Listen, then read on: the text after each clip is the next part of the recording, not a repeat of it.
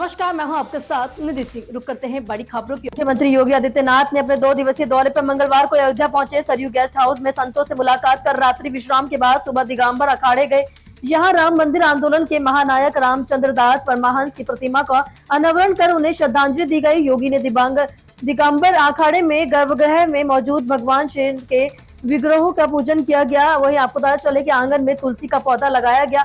इस दौरान अयोध्या में संतों ने मुख्यमंत्री योगी से राम मंदिर आंदोलन के महानायक रामचंद्र दास परमहंस के नाम से चौराहा बनाने और वहां उनकी मूर्ति स्थापित करने की मांग की है। मुख्यमंत्री योगी आदित्यनाथ ने बांग्लादेश में मची उथल पुथल और वहां अल्पसंख्यकों पर हो रहे अत्याचारों पर बांग्लादेश का नाम लिया बिना कहा कि आज पड़ोसी मुल्कों में हिंदुओं को खोज कर मारा जा रहा है, मठ मंदिर तोड़े जा रहे हैं। उन्होंने कहा कि अब इतिहास में सीख लेनी होगी कि सनातन की रक्षा के लिए कहाँ एक होना होगा। वहीं आपको पता चले उन्होंने कहा कि दिगंबर अखाड़े में राम मंदिर आंदोलन के महानायक रामचंद्र दास परमहंस की मूर्ति का अनावरण किया गया।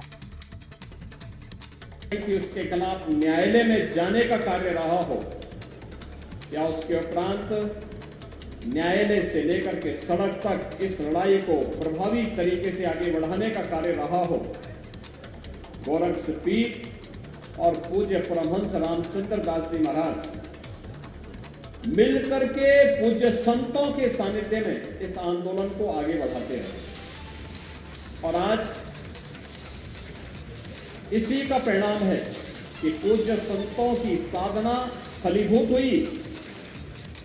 500 वर्षों का इंतजार समाप्त हुआ।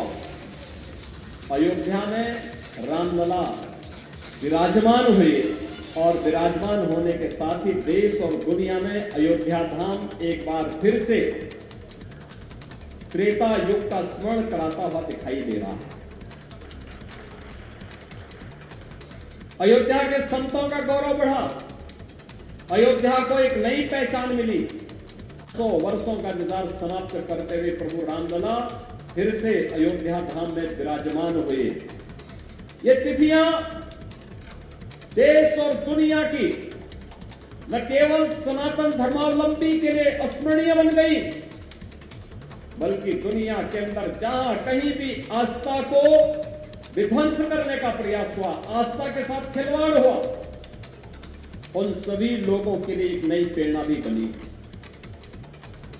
अयोध्या राम मंदिर का आंदोलन इसी अभियान की एक कड़ी है और जिसके पुरोधा में पूज्य संत परमहंस रामचंद्र दास जी महाराज के इस भव्य और दिव्य प्रतिमा को आज दिगंबर अखाड़ा में स्थापित करने का गौरव मुझे प्राप्त हुआ है, पूज्य संतों के सानिध्य में प्राप्त हुआ है। मैं सबसे पहले इसके लिए इस दिगंबर अखाड़ा के श्री महंत सुरेश दास जी महाराज को